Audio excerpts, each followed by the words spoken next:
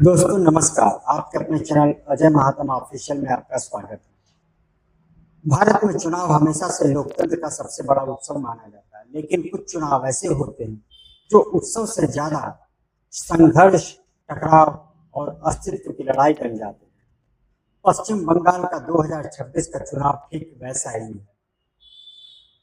यह चुनाव सिर्फ इस बात का फैसला नहीं करेगा कि सत्ता में कौन आएगा, बल्कि यह तय करेगा कि क्या ममता बनर्जी चौथी बार अपनी पकड़ बनाए रखेंगी, क्या नरेंद्र मोदी और अमित शाह की जोड़ी बंगाल में सत्ता का दरवाजा खोल पाएगी, और सबसे महत्वपूर्ण, क्या लोकतंत्र अपने मूल स्वरूप में बचा रहेगा।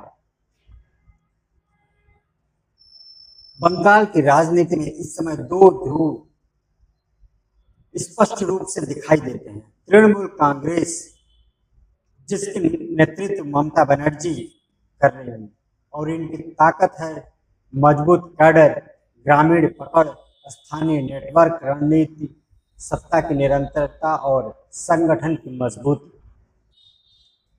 और दूसरी भारतीय जनता पार्टी, जिसका नेतृत्व मोदी और अमित शाह की जोड़ी कर रही है, जिनकी ताकत बनी है केंद्रीय शक्ति, संसाधन, राष्ट्रीय नैरेटिव, जिनकी रणनीति है बदलाव और डर से मुक्ति का संदेश।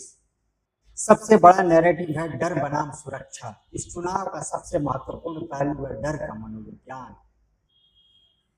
ममता बनर्जी का सीधा संदेश 4 तारीख के बाद भी बंगाल पुलिस यहीं रहेगी, और अमित शाह जी का संदेश है कि 60 दिनों का केंद्रीय अर्धसैनिक बल तैनात रहेंगे। डरने की जरूरत नहीं। दोनों ही बयान एक बात साबित करते हैं, चुनाव सिर्फ वोट नहीं बल्कि नियंत्रण की लड़ाई है। कौन सुरक्षा देगा और कौन डर पैदा करेगा।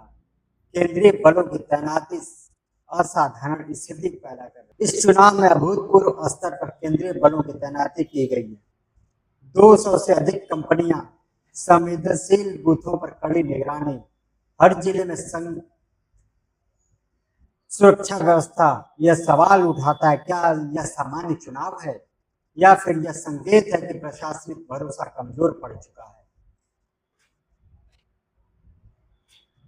हिंसा, जो कि चुनाव से पहले ही विस्फोट और चुनाव प्रचार खत्म होने से पहले कई घटनाएं सामने आई। नेताओं पर हमले, कार्यकर्ताओं के बीच झड़प, गाड़ियों को नुकसान और सड़क पर टकराव। यह दर्शाता है कि बंगाल में चुनाव का मतलब सिर्फ मतदान नहीं बल्कि मनोवैज्ञानिक और भौतिक नियंत्रण। इतिहास को समझे बिना वर्तमान अधूरा है। बंगाल की रणनीति और राजनीति को समझने के लिए उसके इतिहास को जानना जरूरी है।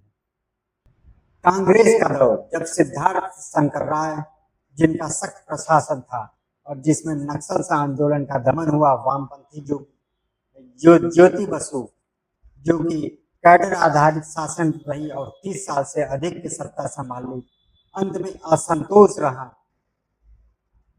और ममता बनर्जी का उदय हुआ। वामपंथ के खिलाफ जन आंदोलन हुए, मां माटी मानुष का नारा दिया गया।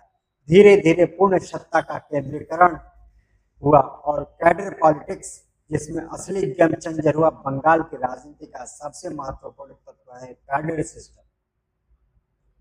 यह कैसे काम करता है। गांव स्तर पर कार्यकर्ता रहते हैं, पंचायत स्तर पर नियंत्रण होता है और ब्लॉक स्तर पर संगठन, विधायक और सांसद तक नेटवर्क इनका रहता है। इसका मतलब है चुनाव सिर्फ प्रचार से नहीं जीता जाता, जमीन पर पकड़ से जीता जाता है। बीजेपी की चुनौती दीवार तोड़ना। बीजेपी के सामने सबसे बड़ी चुनौती है मजबूत टीएमसी कैडर, स्थानीय नेटवर्क, क्षेत्रीय पहचान, और इसलिए इनकी रणनीति है केंद्रीय बलों के जरिए भरोसा, डर के माहौल को खत्म करना, विरोधी वोट को एकजुट करना। चुनावी भूगोल कहाँ है सही लड़ाई। बंगाल का चुनाव सिर्फ राज्य स्तर की नहीं बल्कि क्षेत्रीय स्तर पर तय होता है। दक्षिण बंगाल टीएमसी का गढ़, जहां घनी आबादी, मजबूत संगठन, कोलकाता और आसपास शहरी वोट, मिश्रित प्रभाव, उत्तरी क्षेत्र और बीजेपी की अपेक्षाकृत बेहतर। असली खेल वही होता है जहां मुकाबला करीबी हो। आर्थिक मुद्दे गायब क्यों हैं? सबसे चौंकाने वाली बात यह है कि बेरोजगारी, किसान संकट, उद्योगों की कमी और पलायन, ये मुद्दे चुनावी बहस से लगभग गायब हैं। क्यों? क्योंकि चुनाव अब भावनात्मक और शक्ति आधारित हो गया है। राष्ट्रीय राजनीति से कनेक्शन, यह चुनाव सिर्फ बंगाल तक सीमित नहीं। अगर बीजेपी जीतती है तो राष्ट्रीय स्तर पर मजबूत संदेश होगा, विपक्ष कमजोर होगा, और अगर टीएमसी जीतती है तो विपक्ष को नई ऊर्जा, केंद्र सरकार पर दबाव बनेगा और 2024 के बाद का बदला हुआ समीकरण 2024 के लोकसभा चुनाव ने एक बार साफ कर दी है, बीजेपी अजय नहीं है, विपक्ष पूरी तरह खत्म नहीं है। इसलिए 2026 का बंगाल चुनाव बन गया है अगले बड़े राजनीतिक बदलाव का संकेत।